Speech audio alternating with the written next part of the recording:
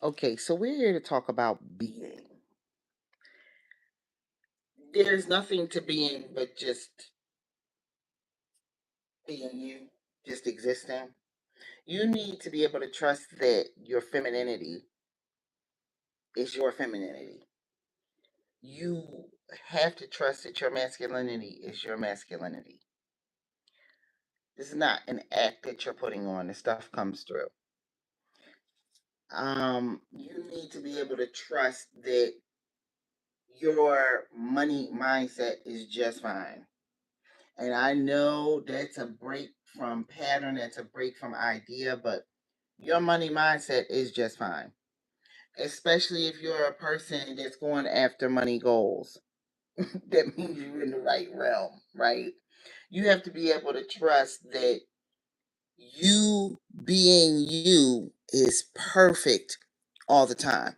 And that there's nothing extra that you have to do to just be in an energy of flow, in an energy of things coming to you. You need to be able to trust that, take for instance, your shape is perfect, right? And I say this specifically for people that are like going for hourglass figures. Like if you are a very leggy person and you don't have an hourglass figure, but you've got amazing legs, um, trust that those things are doing the feminine vibe for you that no other part of you can do. You are you, and nobody else can be you. And the way that you exemplify or show this imbued energy that you already have is just by being you. There is like you have to trust that, like I'm a glitter girl. I love glitter. I love shiny things. You see that? It makes no sense. I know people go, well, what about your head? And but what about it? Mind your business. I'm fine with me. This stuff is freshly washed, laid, got pearls on in the back. Like I'm cool, right? Um the way that I would come at like a cooking, like I want to cook some food, right? If I'm going to cook some food, I'm just going to cook it. I'm just going to cook it, right? Um Sometimes there's a recipe, sometimes they're not, but that's me being me. You have to trust that you being you is not about instruction. It's not about you going somewhere to learn how to be you. Nobody can be you but you. You cannot go and get instructions from other people, maybe outside your parents, and even then, they can't be you because you're going to think very different than them. I was working in higher ed, and one of the presidents of this specifically, this is prestigious school. He was coming on, and as he was coming into his new tenure there, I don't know if he's still president there or not, but he said that part of the problem that he was noticing is that kids go to college to explore, to experiment, to become different, to bring brand new things forward. And the older generations are in the process of just telling them, no, no, no, you got to do it this way, which is what a lot of education is about, right? A lot of education is about people going to learn from this sage, so to speak, professor, and then eventually taking and making those lessons their own. But a lot of the time, there's a whole lot of background offices. I used to work in one of them. There's a whole lot of background offices that are there to corral the students, so to speak, and tell them what they can and cannot do. Okay, part of it is in managing you socially and managing students academically. Okay, and there's a lot that goes into it from an academic, but really I think even more so from a social standpoint. Like, and I remember, like, take for instance, they had what you would call, I guess, monitors or people who watched over students who were out hanging out at night, and he went out in the streets just to check and make sure all the students were okay and all that kind of stuff.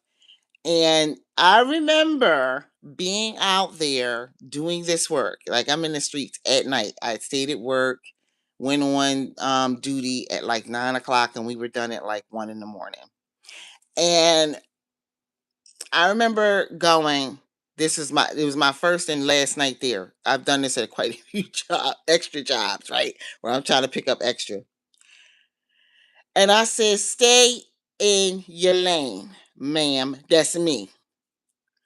It is not for me to be on these streets walking around chasing these students doing what they want to do and what is going to um, allow them to express themselves and get to that place where they cool with themselves. And I know a lot of parents in college in particular are going to go, no, but they have to do what we say. See, number one, if you want your kids to do what you say, why'd you send them away to college? Most of the time it's to get rid of them. I mean, I was working in higher ed during quarantine and pandemic, and students were on campus nowhere near their parents. Okay? So parents send their kids away to get away from them. That's number 1. But then you go, "Oh, but I want them to take this course. I want them to do that." And then when the student goes into those courses sometimes and they have no natural talent in it and the grades are horrible, here come the parents coming down to the inevitable offices or the chair or calling the president or whatever so they can get what they want for their kid. But in this type of process, as the president was saying of that specific university, how are we getting the true vision and pioneering process of the students going forward? It's a new generation, and we can't keep everything on lock underneath us. And that, I'm telling you, there were rumbles in the and because it was a big meeting. We all had to be there on campus. That was for the administration a hard pill to swallow. What do you mean? Let them do what they want.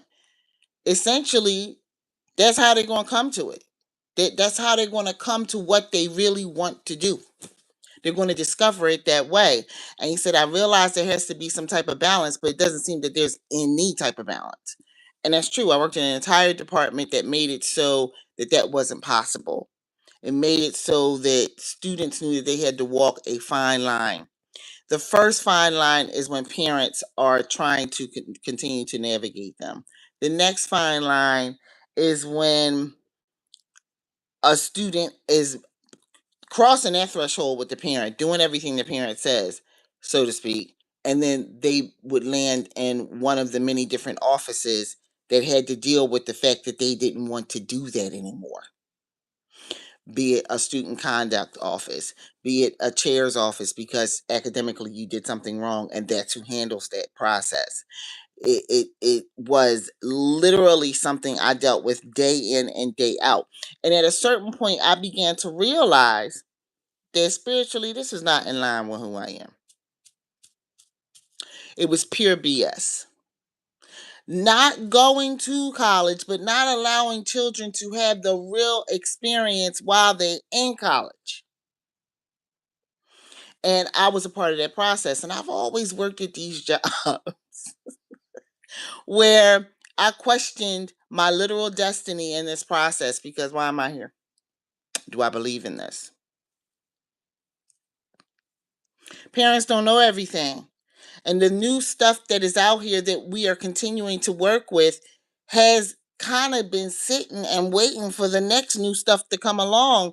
But the grip of certain of parents in particular are making it so that you can't just what I started this video with. You can't just be. And if you can't just be, then how are you ever going to be happy with the life that you're living? I know that this is a tough process, and I know it's hard for parents to let go. I mean, I remember sitting on the phone with this one lady. She had a composition book for all of her family members for every single day. for every single appointment. And I know it, I realized she probably came from a very affluent household and she didn't have a lot to do. And so she was managing all of them. Now, she was calling me and I'm talking to her, but I'm realizing your son is pushing 30. I don't need to talk to you. I actually need to talk to him. Oh, but I do all of this. He's almost 30. You may do all this for him everywhere else, but right here, you call this office back, I'm saying the same thing. I need to talk to him, not you. And in her case, it was evident that her way of managing things was not the best way of managing things because he was kicked out. This can happen anywhere. And quite frankly, we have to get to a place where, as parents, where as people, we are not strong arming and managing children and making the world be what it is. Quite, and I know this is like a long conversation. I'm going there today. This is why everything is the way it is right now. When it comes to the politics, everything you see going on is because somebody took a process on from someone else and decided there was no other way to do it. It was the best way. Like, take for instance this. I would imagine that for people that are extremely affluent, the process is to be afraid of losing that affluence, losing that money. That's what most of us are online trying to do, trying to keep the money, get more of it. But think about a person who has an extraordinary amount at their disposal, then the pressure is to keep it. And then your parent is not letting you do any, they're controlling your future and how you would do things.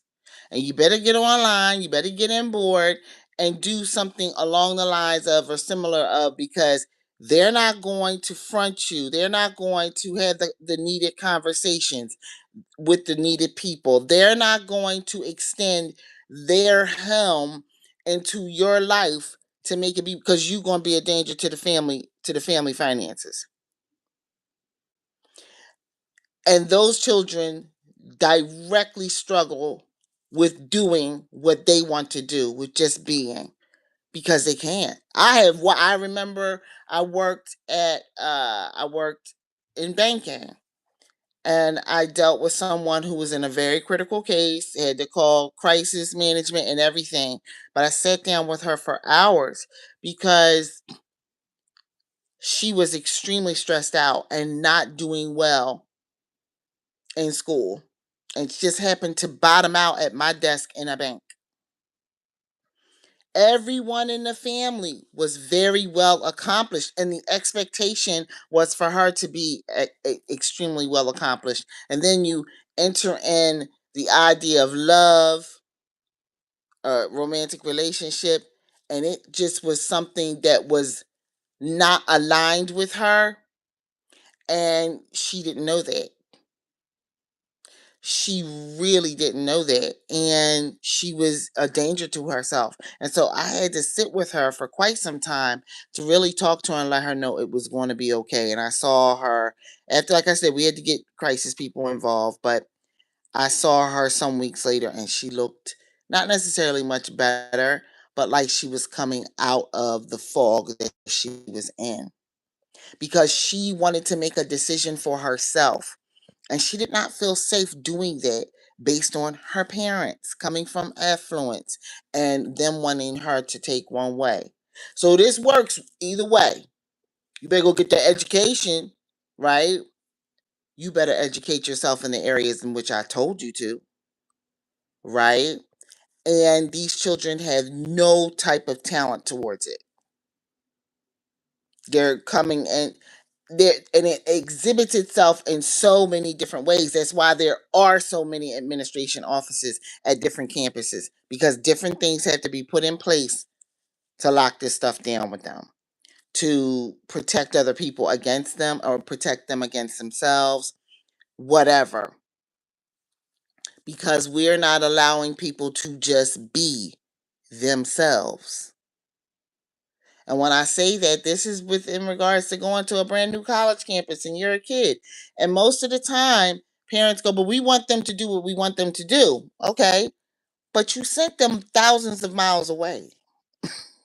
They're doing what they want and they're not answering your phone call. Can't tell you how many wellness calls I haven't heard. And, eventually we have to refer them over to other area over time. I no longer am in this line of work. I just, because people need to understand that getting to the edge, getting to that pioneering edge and leaping off into that place where you're creating something brand new requires focus and a willingness to lay back and sit in who you are.